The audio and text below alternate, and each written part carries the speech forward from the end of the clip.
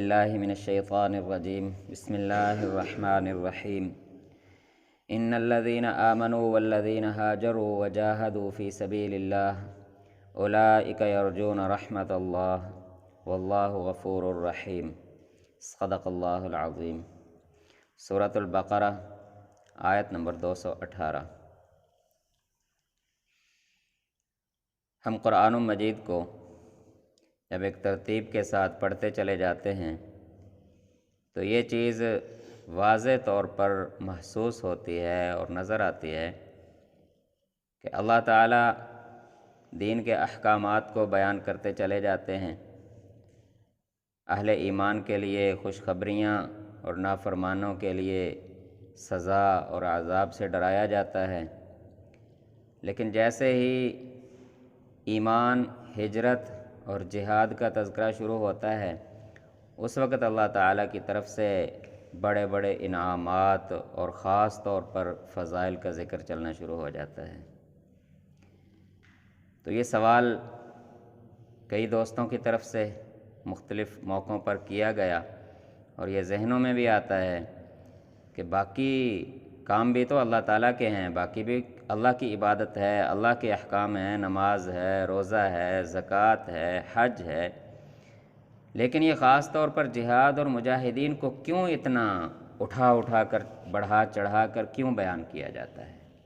اور یہ سوال اکثر پوچھا بھی گیا ہے اور لوگوں کے ذہنوں میں پیدا بھی ہوتا ہے۔ تو دیکھیں، ایک شخص ہجرت کیوں کرتا ہے اپنے گھر سے؟ اپنا بنا بنایا گھر چھوڑ کے کیوں جاتا ہے؟ اپنا چلتا ہوا کاروبار چھوڑ کے چلا جاتا ہے، اپنے رشتہ دار برادری کو چھوڑ کے چلا جاتا ہے، اپنا شہر اور اپنا علاقہ چھوڑ دیتا ہے، جبکہ ہم دنیا کی مصروفیت کے لیے نماز چھوڑ دیتے ہیں،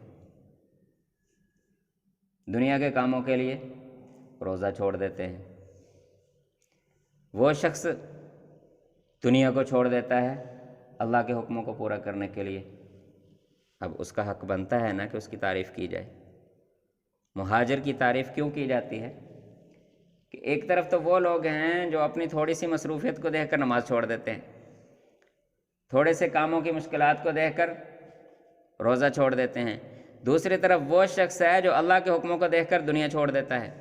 گھر چھوڑ کے چلا جاتا ہے کہ میرے یہاں پر اللہ کے حکم نہیں پورے ہو رہا، بنا بنایا گھر چھوڑ کے جا رہا ہے، مہاجر بن گیا اللہ کے راستے کا۔ آگے پتہ نہیں کیا بنے گا، گھر ملے گا نہیں ملے گا، کیا حالات ہوں گے، کوئی کہاں کاروبار چلے گا نہیں چلے گا، ملازمت نوکری ملے گی نہیں ملے گی، نہیں سوچا اس نے۔ رشتہ دار چھوڑ دیے، برادری چھوڑ دی، قبیلہ، خاندان، علاقہ، جائیدادیں سب کو چھوڑ کے چلا گیا۔ اب اس کی تعریف اللہ نہ کرے تو پھر اور کس کی کرے؟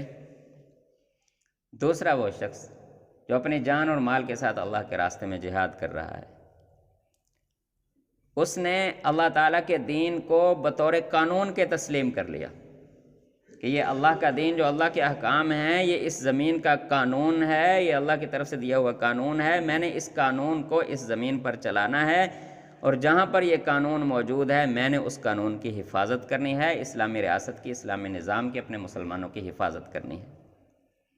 جبکہ دوسرے نے صرف چند چیزیں تسبیحات کر لیں،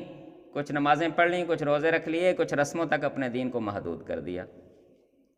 اب جو شخص بطور قانون کے تسلیم کرتا ہے اللہ تعالیٰ کے دین کو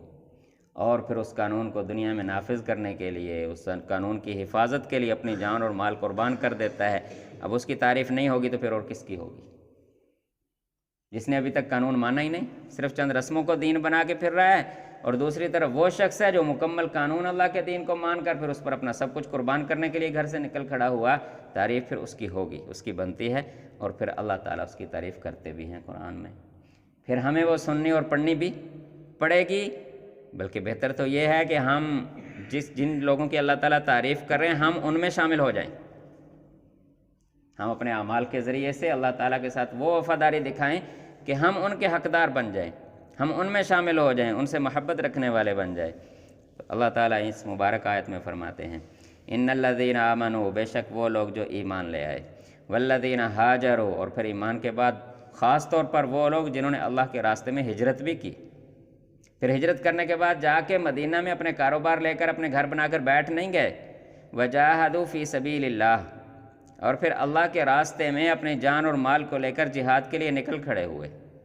اب جنہوں نے اتنے کام کر لے اولئک یرجون رحمت اللہ، یہ ہیں وہ لوگ جو خاص طور پر اللہ تعالیٰ کی رحمت کے امیدوار ہیں۔ اللہ کی رحمت کے امیدوار تو سارے ہی ہوتے ہیں نا جی، اللہ کی رحمت کے امیدوار تو سارے ہی ہوتے ہیں، لیکن اللہ تعالیٰ فرماتے ہیں اصل امیدوار یہ ہیں میری رحمت کے۔ واللہ غفور الرحیم، ہاں اللہ غفور الرحیم ہے، مہربان ہے، بخشنے والا ہے۔ ایک انسان ہونے کی حیثیت سے اگر کوئی کمی کوتاہی ہو گئی ہے، کوئی غلطیاں کہیں رہ گئی ہیں، کوئی کمزوریاں رہ گئی ہیں، وہ الگ بات ہے، لیکن یہ تو دیکھو پہلے وہ ایمان لائے، پھر انہوں نے ایمان کے تقاضوں کو پورا کرنے کے لیے اپنا گھر بار جائیداد رشتہ دار ہر چیز چھوڑ کر چلے گئے، پھر وہاں جا کر جہاں ہجرت کر کے پہنچے وہاں پر بھی جا کر اپنے گھر کاروبار بنا کر بیٹھ نہیں گئے، بلکہ اپنی جان اور مال کو لے کر اللہ کے دین کی سربلندی کے لیے نکل کھڑے ہوئے۔ یہ اصل لوگ ہیں جو اللہ تعالیٰ کی رحمت کے امیدوار ہیں، اصل امیدوار یہ ہیں۔ ہاں کمیاں کمزوریاں اللہ تعالیٰ معاف کرنے والا ہے، اللہ تعالیٰ ہمیں بھی معاف فرمائے، ہمارے پاس تو بہت زیادہ کمزوریاں ہیں، اور اللہ تعالیٰ ہمیں ایسے لوگوں کے ساتھ شامل فرمائے جن کی خود اللہ تعالیٰ نے تعریف کی ہے۔ دعا ہے کہ اللہ تعالیٰ ایمان و عمل کی زندگی عطا فرمائے۔